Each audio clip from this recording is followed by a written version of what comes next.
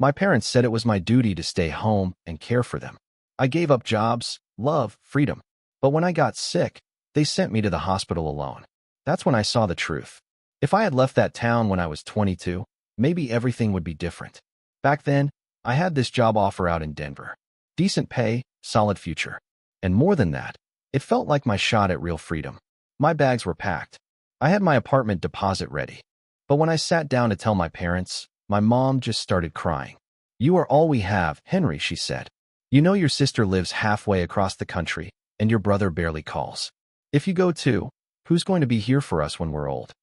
My dad chimed in with his usual quiet guilt. "Family means something. It is not just a word, son. It is a duty." I remember sitting there at that dinner table, the spaghetti getting cold, my stomach in knots. I was the youngest, yeah, but somehow I had become the one they leaned on. The reliable one. The one who stayed. And I wanted so badly for that to mean something more than just proximity. So I told them I would stay. Denver became a memory, then a what if, then just something I try not to think about too much. I told myself I was doing the right thing. That sacrifice was love. That maybe one day, when I needed them, they would show up the same way I did. That was the hope I held on to, quietly and desperately. It started small, taking care of groceries, driving them to appointments, fixing things around the house. Then it became every holiday, every crisis, every late-night phone call. My 20s disappeared into their errands. My early 30s blurred into caretaking. I passed up a relationship with someone who wanted to move to Seattle. I told her I could not leave my folks behind, and she said, "But what about your own life, Henry?" I had no good answer. She left, and I stayed. I always stayed. Even when my dad got meaner with age and my mom's voice turned sharp from her pain, I stayed. I thought that was what a good son did. I thought maybe, deep down, they appreciated it. That one day I would see that care returned. I never asked for much. Just, when the time came, when I was the one who needed help, I figured they would be there. That was the unspoken deal. The trade. You give, and later, you receive. But that moment came, and they were not there. They were not even close. What they did, or really, what they did not do, that was when everything unraveled. That was when I saw them clearly for the first time. And God, I wish I had been wrong. I was 25 the first time I really considered leaving again. Her name was Erin. She was smart, like, read books during lunch smart. She worked in town as a teacher, and I met her at this weird trivia night a coworker dragged me to. We hit it off fast. Real easy to talk to. The kind of person who made you feel like the space around you got quieter just because they were nearby. For a while, I forgot the weight I was carrying. We went to farmers markets, little concerts in the park, shared stupid inside jokes about how her car always smelled like vanilla air freshener and regret. Erin got offered a position in Portland. Bigger city, better pay, better everything. She asked if I would come with her. "We could start over," she said. "You are not tied to this place." Not really. But I was. Or at least, I thought I was. My mom had just started having these dizzy spells. My dad's knees were getting worse.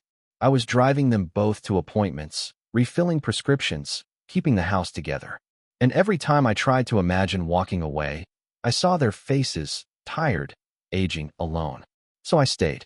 Told Erin it just was not the right time. That I could not leave them like that. She cried but did not beg. She said she understood. But I do not think she ever really forgave me for it. She left anyway. Called me 3 months later, said she had met someone. I told her I was happy for her. I lied. That night, I sat in my old bedroom, still filled with the same sports posters from high school, and I felt hollow. Like I had traded something sacred for an invisible medal called family duty. I told myself again that it would all be worth it. That someday, when I needed someone, they would do the same for me. I clung to that belief like it was gospel. Because if I let myself believe it was all one-sided, I did not know who I would be after that.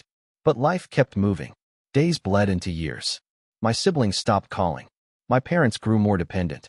And slowly, I disappeared from my own story. Then came the phone call. A Friday morning. I was in line at the pharmacy, picking up Mom's blood pressure meds. I had been dizzy for weeks, ignoring it like men always do. But that morning, something felt off. My hands were shaking. My chest tight. Like the world had gone one shade too bright. I do not remember passing out. I just remember waking up on the linoleum floor with strangers crouched over me. The paramedics said I was lucky. The hospital ran tests. And the results changed everything. But the real shock? It was not the diagnosis. It was what happened next, or more accurately, what did not happen. They admitted me that night. Turns out it was not just stress, not just being run down. My body had been screaming at me for weeks, and I kept shushing it, pushing through. Because when you are the caretaker, you convince yourself you do not get sick. You do not have the luxury of going down. But this time I did. The doctor walked in with his eyes low. You know the look. The one where they are trying not to say too much too fast. We are looking at an autoimmune issue, he said. It could be something chronic, possibly even serious. They needed more tests. They wanted to keep me for a few days, monitor things, run blood work, maybe start treatment if things progressed. I was too tired to react. Just nodded, said okay, stared at the ceiling tiles and waited for the panic to settle in. And then I did the thing I always did. I called home. No answer. So I left a voicemail. Hey, it is me. I am in the hospital. Nothing too dramatic yet, but they want to keep me a few days. If you could come by, that would be good. I sent a text too. Simple. Straight to the point. Then I waited. An hour went by, then 3. Then the sun went down, and the beeping of machines started to feel like a metronome for how empty the room was. Still no call. No reply. By the next morning, the nurse asked if someone would be dropping off essentials for me. Toothbrush, clean clothes, anything. I said yes, even though I had no clue if anyone was coming. Told myself maybe they were just figuring out a ride. Maybe the phones were acting up. Maybe they were worried and needed time to process. But deep down, I already knew. I waited another full day. Nothing. No knock. No phone call. No visit. And just like that, the weight of it all hit me. Not the illness. Not the hospital food or the sterile lighting. But the silence. That was what did it. The years I spent carrying their burdens. The relationships I gave up. The life I never built. All of it, stacked on my shoulders for the sake of duty. And the first time I needed them, they left me alone in a hospital bed like I was just some neighbor they barely knew. Still, I told myself they would come the next day. They had to. But when I finally got through to my mom's cell and heard her voice, something inside me cracked. Because what she said next, it changed everything. Her voice was tired. That was the first thing I noticed. Not panicked. Not rushed. Just mildly annoyed, like I had interrupted a nap. Oh, Henry, I saw your text, she said. We figured it was nothing serious, or you would have called again. I blinked, holding the phone tighter. My foreline tugged a little as I sat up straighter. I did call, I told her. I left a message last night. I'm in the hospital, Mom. They're running tests. It's not nothing. She sighed. Not the worried kind. The put-out kind. Well, your father and I were just getting ready for church when you called. And we had the Johnsons over for lunch today. It has been a full weekend. I was quiet for a second. A full weekend.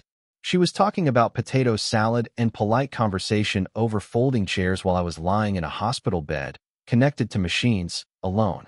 Mom, I said, slow and careful. I could really use someone here. Even just for a bit. They're saying it could be something long-term. There was a pause.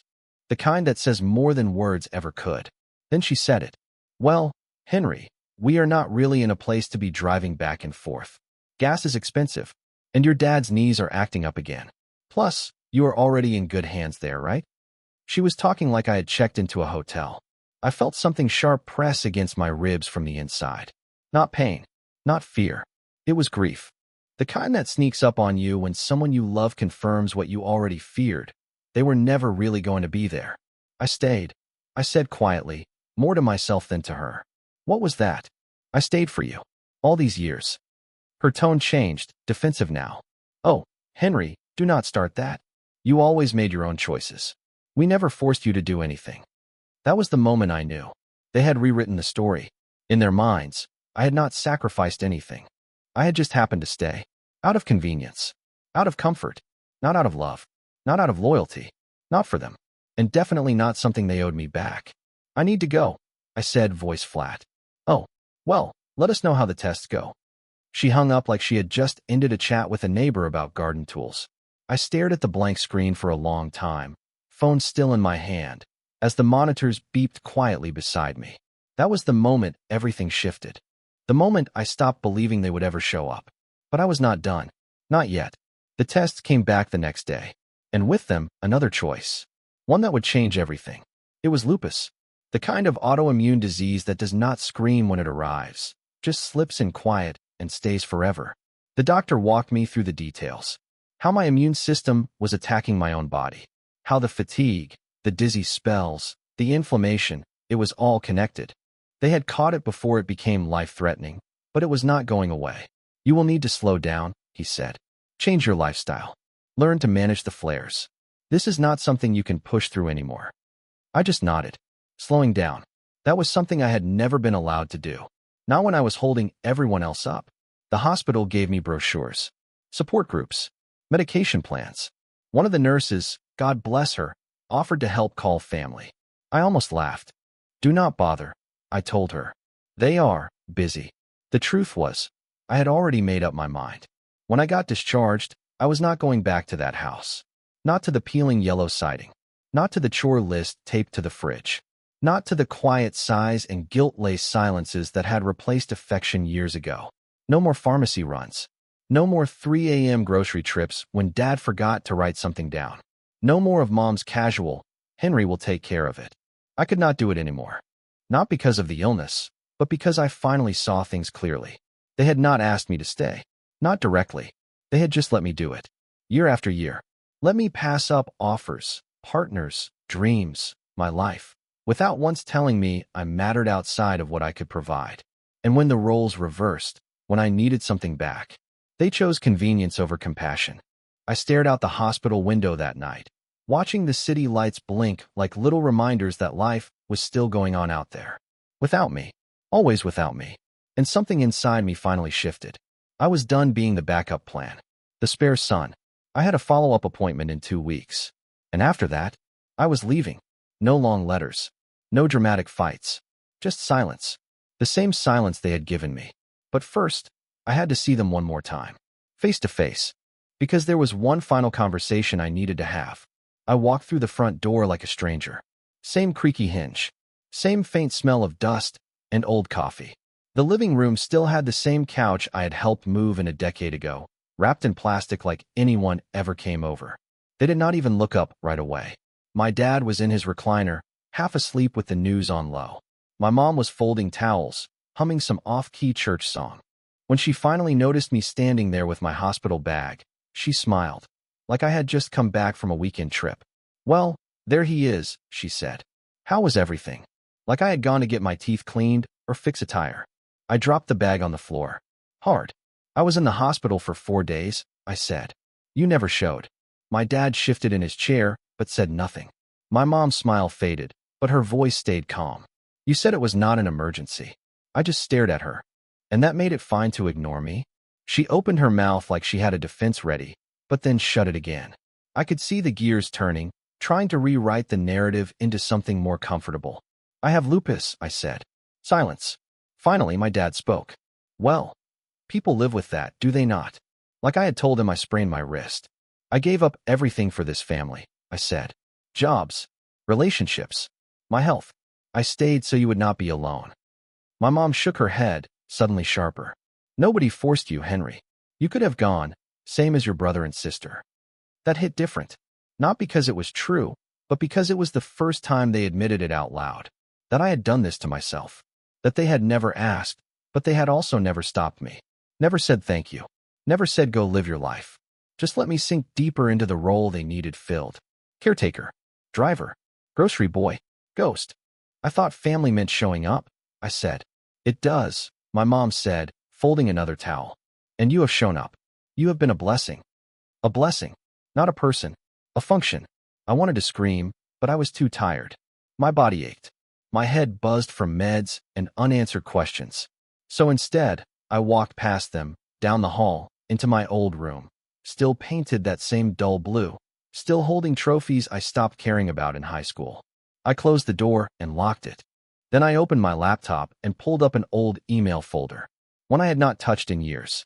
Inside were offers, interviews, apartment listings, jobs I had said no to, and one message from Aaron, dated 2 months ago. Subject line, I heard about what happened. If you ever want to talk. That was the twist. She knew. Somehow she knew. And I had no idea how or why. I stared at the email for a long time. Just one sentence, but it felt heavier than anything my parents had said in years. I heard about what happened. If you ever want to talk. No punctuation at the end. Just that quiet openness, the kind that feels like an old door left unlocked, even after all this time. I had not spoken to Erin in almost 4 years. Not since she left for Portland. Not since I let her go without a fight. She was the last person I expected to reach out. But there it was. Dated 2 months ago. Long before the diagnosis. Long before the collapse. So how did she know? I clicked reply. Typed out a dozen different drafts. Deleted them all. Then I just wrote, "How did you find out?" Sent it before I could overthink. Did not take long for her to answer. An hour later, your sister posted something vague on Facebook. Said you were burning out. I had a bad feeling. My sister. Funny how she could post about me online, but never once called to check in. Never once offered help. Not even when I was scraping together money for medications or driving our parents to every doctor's appointment because she was too busy building her brand. I opened my sister's page. Scrolled. Found the post. It was a selfie, her holding a latte, captioned, "Reminder that you can't pour from an empty cup. Watching someone you love fall apart is heartbreaking." That was it. Dozens of likes. A few hearts. A few people commented things like, "You're so strong," and "Hope he's okay." She never even said my name. Not once. I leaned back in my chair, arms crossed, heart pounding. That was all I was to them. A lesson. A cautionary tale. A silent character in someone else's emotional performance. I sent Erin one more message. "Did you mean it? About talking?" Her reply came a minute later. "Yes. You were never just the one who stayed, Henry. I always knew that." I read those words 10 times. Then 20. Then shut the laptop because I could not trust myself not to read them again. There was something else in the room now, something I had not felt in years. Not hope exactly. More like awareness of how much I had let myself disappear and how badly I wanted to come back. But first, there was one last thing I had to do. One more piece of unfinished business. I waited until morning, then sat my parents down at the kitchen table. What I told them next. That was the real turning point. They were already sitting at the kitchen table when I came in. Morning sunlight cutting across the tile, same chipped mug in my dad's hand, same wary glance from my mom, like she could feel something shifting in the air. I sat down without a word, placed a folded piece of paper in front of me. It was not a letter. It was a lease agreement. My name, a new address, a signature. I let the silence stretch, just long enough for it to get uncomfortable. Then I said, "I am moving out." My dad blinked first. "What do you mean?" "I mean I am leaving this house. For good. I already signed the lease. I move in next week." My mom opened her mouth, but I kept going. "No more errands. No more calls in the middle of the night because you forgot to fill a prescription. No more check-ins or grocery runs, or fixing the cable, or unclogging the sink." I looked at them both. I gave you 15 years. I missed job offers. I lost a relationship. I traded in every chance at a real life because I thought one day you would show up for me too. They were quiet. Not because they were processing it, but because they already knew it was true. You told me family meant duty. You made it sound holy, like something sacred. My voice cracked a little, just for a second, but it was not sacred. It was convenient. For you. My dad frowned. "That is not fair." "No," I cut in. "What is not fair is that I nearly collapsed from exhaustion and you did not even show up. You had people over for lunch while I was strapped to a heart monitor." I slid the paper across the table. "That address is where I will be from now on. Do not come by unannounced. Do not send guilt texts. And do not tell people I abandoned you. Because I didn't." My mom whispered, "We never wanted you to feel trapped. You did not need to say it. You just made sure I never saw another option." They looked smaller than I remembered. My whole life, I saw them as these towering figures I could not let down. But now, they just looked like two aging people who had been handed devotion without ever earning it. I stood up, grabbed my keys. No tears. No hugs. My dad said, "You will regret this." I turned to the door. "No," I said. "You will." And then I left. The first real step I had taken in years. But I was not free yet. Because later that night, after the boxes were packed and the door to my old room clicked shut for the last time, my phone lit up with a name I had not seen since the day she left. Erin. Her text was short. "I'm in town. Coffee." 2 words, and somehow it made my chest ache. Not because I still loved her, not exactly, but because she was a reminder of who I could have been, who I almost was. I met her at this little cafe near downtown. The kind with chipped mugs and mismatched chairs, like everything inside had been borrowed from someone's grandmother. She was already there when I walked in. Same sharp eyes, same nervous smile. A little older, but something in her had softened. I sat down. She pushed a coffee toward me. Black. No sugar. She remembered. We did not waste time on small talk. She leaned forward. I need to tell you something before you say anything. I nodded. She pulled a folded paper from her purse. A printed email. My email. One I had sent 3 years ago to a recruiter in Denver. A job I never took. I had forgotten all about it. But she had not. I was offered a position on the same team you turned down, she said. Months after we broke up. My stomach dropped. You never mentioned it, I said. I wanted to. I started typing a message to you at least a dozen times, she said. But what was I supposed to say? That I took the life you gave up? She looked down. I thought you hated me for leaving. But when I got there, everyone kept asking about you. Said your application had been one of the best they had seen. They were confused why you never followed through. She reached into her purse again and pulled out a letter. Handwritten. My name on the front. I wrote this a year ago. I was going to mail it. But then your sister's post popped up. And I thought, maybe I was too late. I took the letter, but I did not open it. Not yet.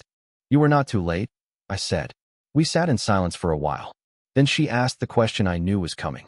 Why did you stay, Henry? Really? I stared at the rising steam from my cup. Thought about all the moments I had convinced myself it was love, or loyalty, or faith. But none of it was the full truth. I stayed, I said, because I thought if I gave enough, they would love me back. She reached across the table. Not romantic, just human. I think, she said, you forgot that love is not a reward. It is a choice. It is mutual. I looked at her and realized I was not angry anymore. Not at her. Not at myself. We were both just two people who made hard choices, hoping they would mean something. We left the cafe without promises. Just peace. But that night, I opened her letter. Inside was a single sentence. You deserve a life that belongs to you. And for the first time in a long time, I believed it. But the final piece of this story, that came the next morning, when my phone rang, and the name on the screen was not one I expected. It was my brother. I had not spoken to him in years. Not since he moved to Arizona, got remarried, and quietly drifted into the holiday texts only category of relatives. I almost did not answer, but something told me to pick up. Henry, he said, after a long pause. I heard you've been sick. His voice sounded different. Not the usual clipped, busy tone. It was softer, uneven. I'm fine now, I said, which was not entirely true, but it was true enough for today. He cleared his throat. I found out through Karen. Mom mentioned it during brunch. Just casually dropped it between church talk and pot roast. Of course she did, he continued. Look, I know we were never that close. I moved out early. I left you to deal with them. I never said it, but I always felt guilty about that. His honesty caught me off guard. Not because it was emotional, but because it was rare. Why are you calling now? I asked. Another pause. Because I saw your name on an apartment lease. Same building I lived in when I got clean. When I saw it, I knew. My heart stopped for a second. You were sick too? I asked. He laughed quietly. In a different way.